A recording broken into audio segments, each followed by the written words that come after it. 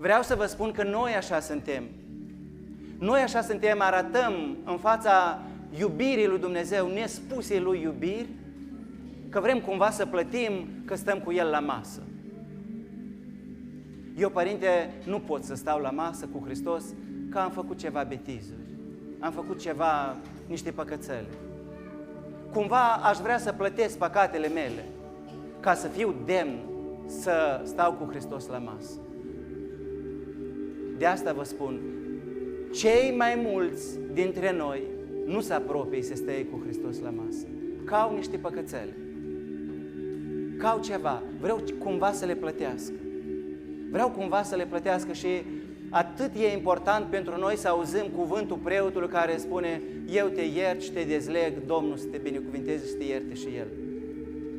Dar cuvântul Lui noi nu-l vedem și nu-l auzim și nu-l primim.